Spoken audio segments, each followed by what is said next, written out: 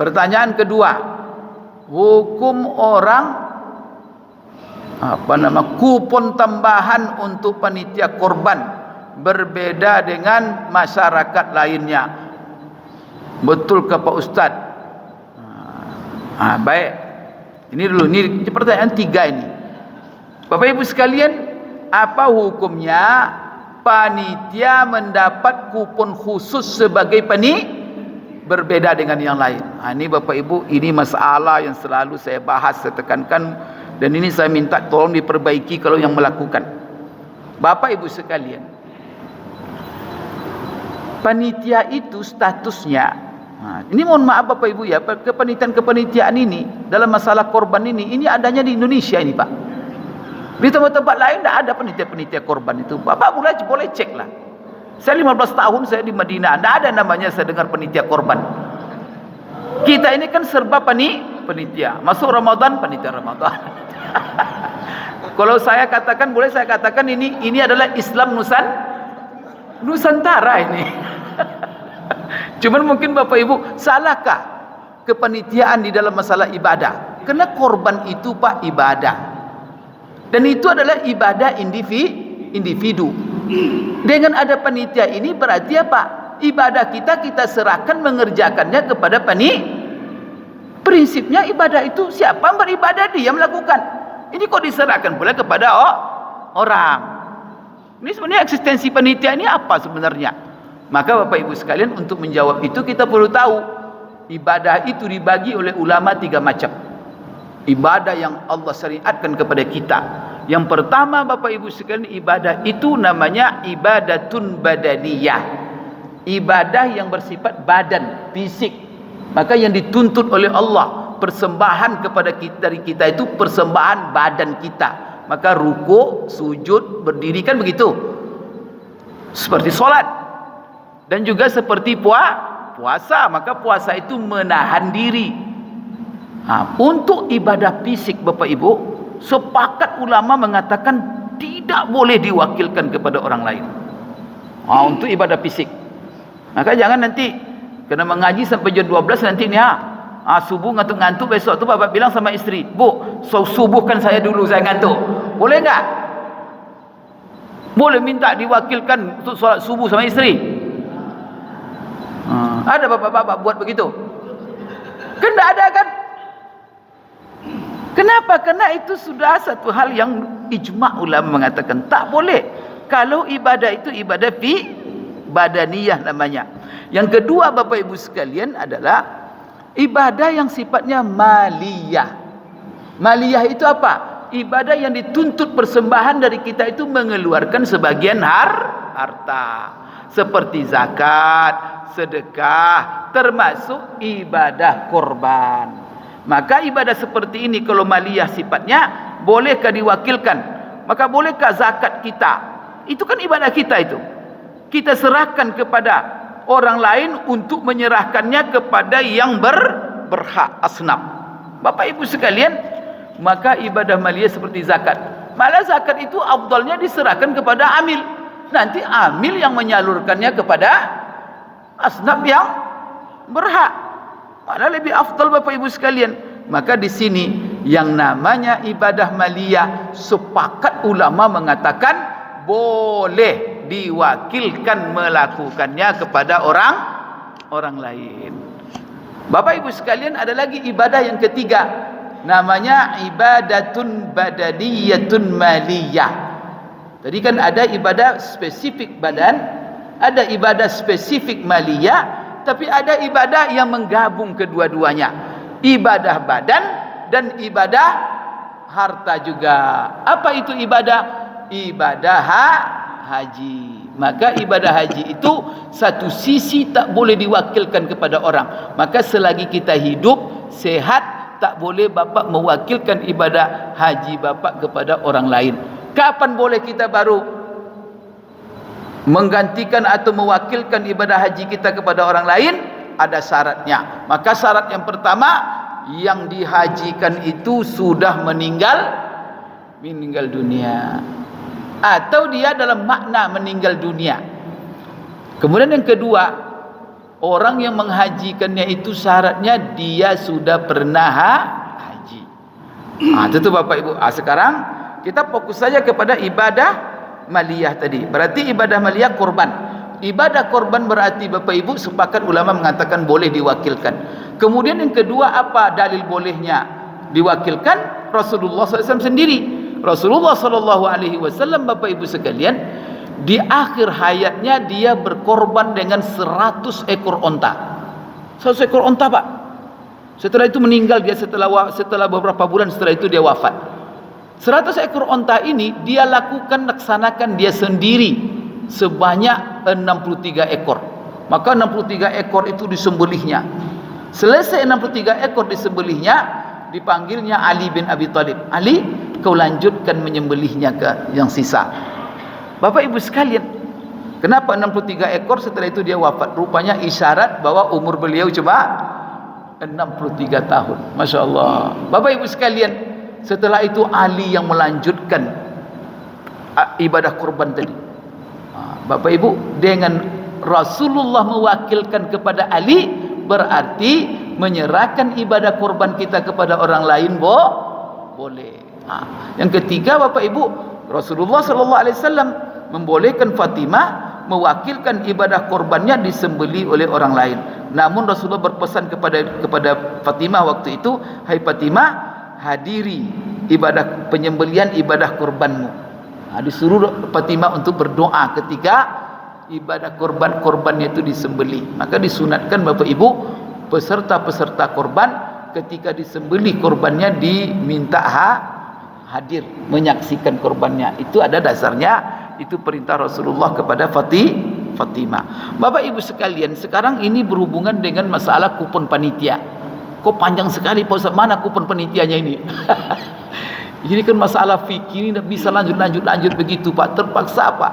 Karena kadang-kadang hukum ini bergantung dengan hukum ini. Bergantung, maka harus dijelaskan. Bapak Ibu sekalian, sekarang boleh mewakilkan. Berarti apa akadnya antara panitia dengan apalagi ini masalah uang. Kita tak boleh menerima uang, menyerahkan uang kita kepada siapa saja kecuali akadnya jelas. Tak boleh Pak. Nanti ada orang nitip uang sama Bapak, kita kasih uang. Pak, ini uang Pak. Uang apa ni? Pokok ambil aja lah. Bapak ambillah, Bapak belanjakan. Besok datang dia, mana uang saya kemarin katanya. Kena akadnya enggak je. Rupanya dia nitip. Yang ini bilang kiranya dihibahkan atau dihadiahkan. Alasap dibelanjakannya. Maka tidak boleh Bapak Ibu. Itu akan mengakibatkan terjadinya permusuhan dan konflik antara kita. Itulah sebabnya Bapak Ibu, Islam tidak membiarkan kita hidup tanpa kejelasan. Harus jelas, transparan. Sekarang apa akad antara peserta ketika menyerahkan duit kepada panitia? Secara hukum fikih, maka akadnya namanya akad wakalah. Itulah sebabnya panitia harus tahu apa hukum-hukum yang berhubungan dengan wakalah. Mengaji itu panitia itu tidak boleh, tidak itu. Nanti salah-salah nanti. Maka salah satu Bapak Ibu sekalian wakalah, apa yang perlu saya jelaskan tentang wakalah? Wakalah ini dibagi oleh ulama kepada dua. Ada namanya wakalah bit tabarru', ada namanya wakalah bil ujrah. Wakalah bit tabarru' adalah orang yang menerima pekerjaan orang lain atau ibadah orang lain untuk dilakukannya, tapi Bapak Ibu dengan tabarru' sukarela.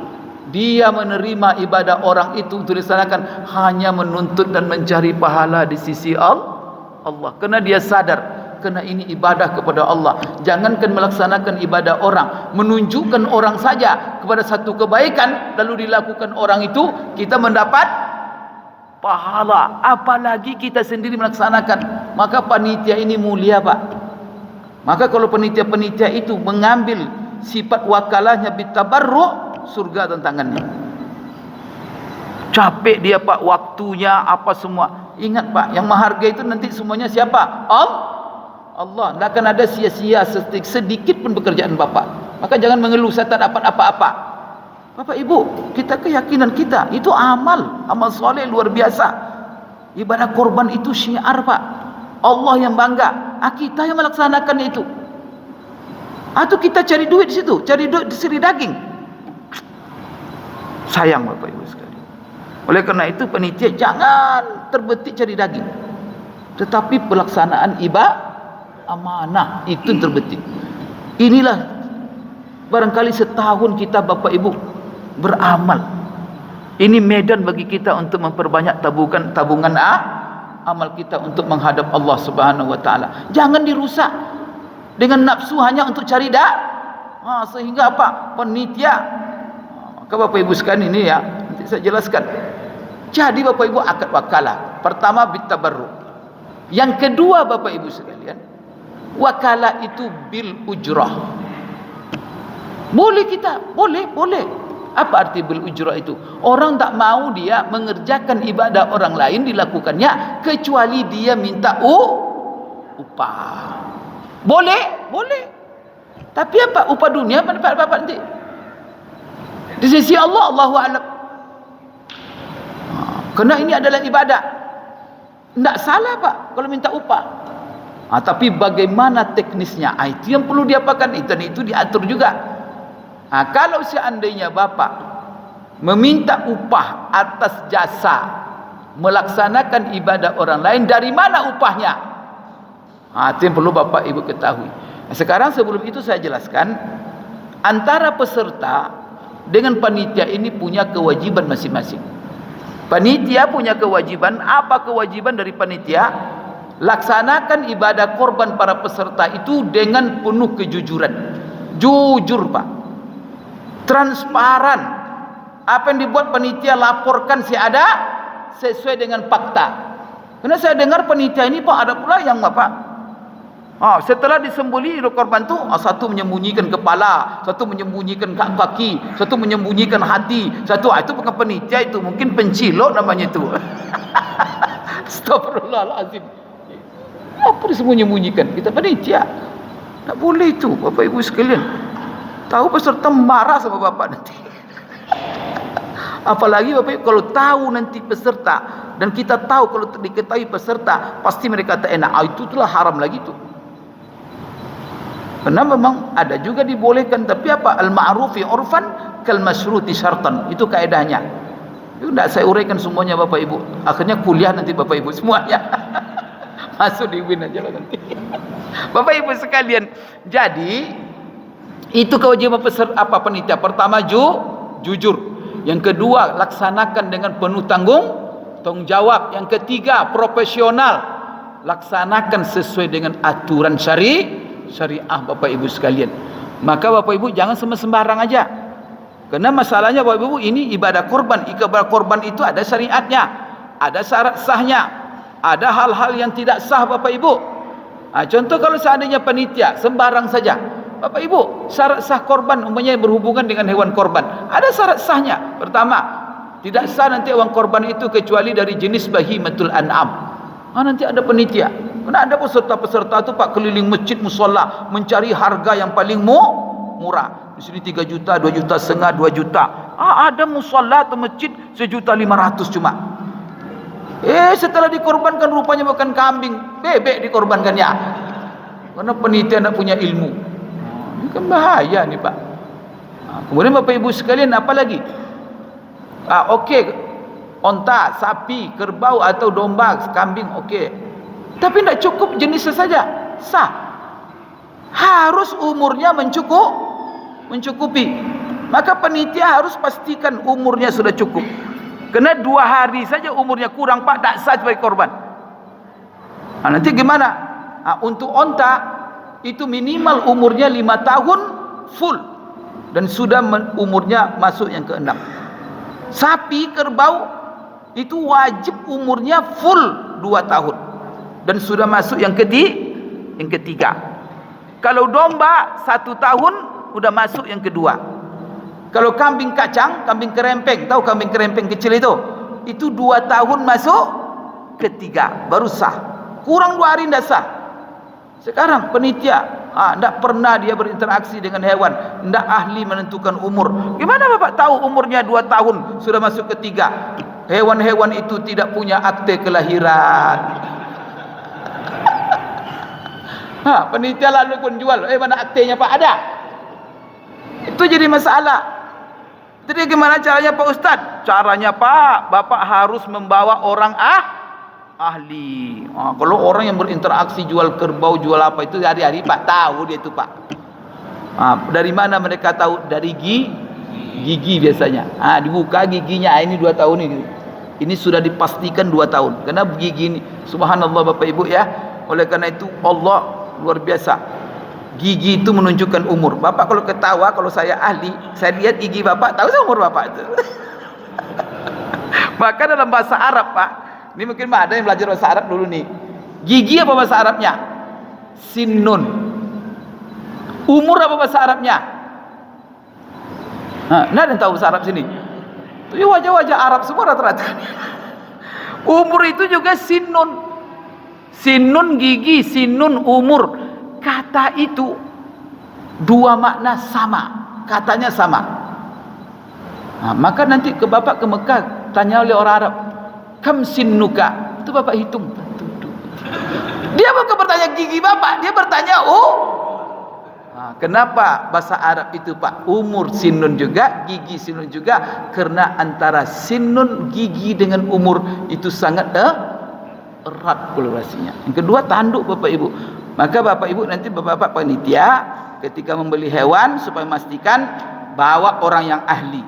Kalau dia minta bayar Pak Ustaz, itu nanti kewajiban peserta. Inilah kewajiban daripada panitia. Kewajiban peserta apa? Wajib membayar seluruh uang yang bersangkutan dengan ibadah korban. Pertama untuk beli hewannya, yang kedua wajib peserta membayar seluruh biaya operasi, seluruh biaya yang ditimbulkan akibat dalam melaksanakan ibadah ini. Siapa yang menanggung? Itu wajib peserta dan tidak boleh dibebankan dengan uang-uang lain. Karena sebagian panitia Pak mengambil uang operasional korban dari kas masjid. Saya katakan Pak, fatwa saya haram hukumnya. Itu ibadah orang pribadi itu Pak. Kenapa pula kas masjid? Itu kas masjid itu sedekah orang tuh. Itu bermain-main namanya. Itu ibadah pribadi Pak. Kalau tidak mau dia bayar, serahkan sama dia. Sembeli sendiri ya. Jangan beli uang masjid, habis nanti kas masjid. Bahkan nih Bapak Ibu kalau disembeli di sekitar masjid, pakai peses masjid sewa supaya dia menjadi kemasukan jangan pula uang masjid itu diambil. Karena itu ibadah pribadi itu, maka berkewajiban peserta. Bapak Ibu sekalian, maka dihitung, panitia harus jeli. Bagaimana menghitungnya? Baik Bapak Ibu sekalian, salah satu biaya operasional itu bagi panitia yang minta upah. Maka bolehkah panitia minta upah atas jasa dia melaksanakan ibadah korban para peserta? Boleh. Tapi Bapak Ibu, hanya dia boleh mengambil dari uang sebagai upah. Bolehkah dia mengambil bagian dari daging korban sebagai upah? Sepakat ulama mengatakan tidak boleh. Kalau ada Bapak menemukan kitab nanti boleh serahkan sama saya nanti. Maka di sini saya nyatakan yang dilakukan oleh sebagian panitia-panitia korban yang namanya kupon khusus panitia, itu namanya upah panitia. Maka jangan diambil dari daging itu sekali lagi saya maafkan. Apa dasar saya Bapak Ibu? Dasarnya hadis Rasulullah SAW. Saya membacakan kepada Bapak Ibu hadis Rasulullah dalam Sahih Bukhari, dalam kasus Rasulullah menyembelih 100 ekor onta tadi. Maka setelah dia bersembelih 63 ekor, apa katanya beliau kepada Ali? Ali, lanjutkan. Setelah itu pesan Rasulullah kepada Ali, Ali, seluruh bagian hewan ini, semua bagian hewan ini, kulitnya, dagingnya, usus-ususnya, dibilang Rasulullah semuanya kau bagi. Dibagi semuanya kata Rasulullah. Dan jangan kamu berikan sedikit pun bagian hewan ini kepada para pekerja ini. Karena ada yang menguliti, ada yang motong-motong. Pekerjaan jangan kau berikan mereka ini sedikit pun bagian dari hewan korban ini. Untuk mereka. Untuk mereka nanti yang bekerja, itu nanti upahnya dari saya. Artinya apa? Berupa uang. Itu pertama. Maka ini Bapak Ibu jelas ini.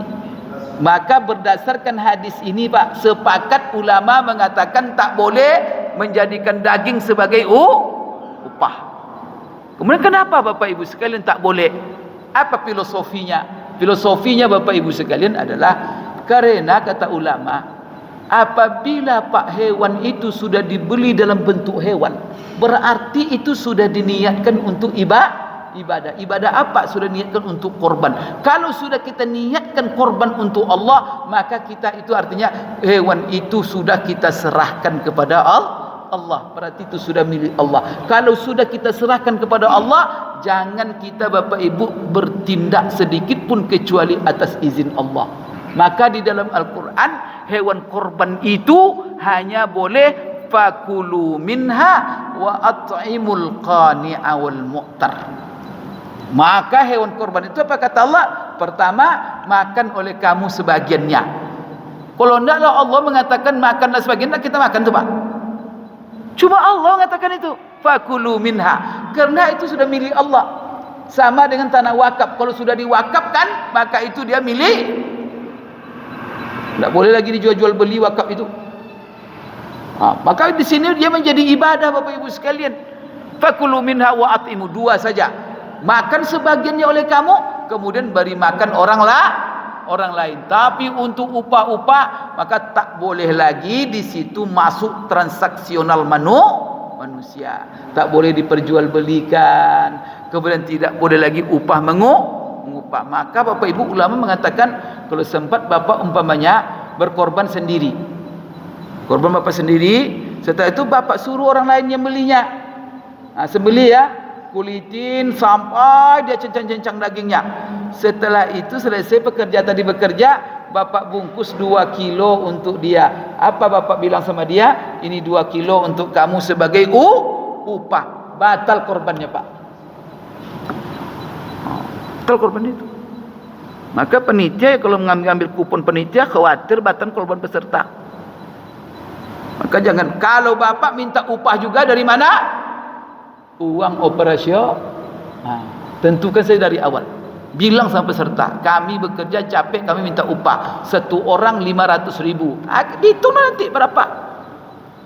Oh kan enak Pak Ustadz, kalau nerima duit, kami pengen nerima daging. Tidak masalah. Kumpulkan 500.000 per orang itu berapa? 5 juta, beli sapi 1 ekor. Tapi bukan sapi korban. Maka dia tidak terikat umur.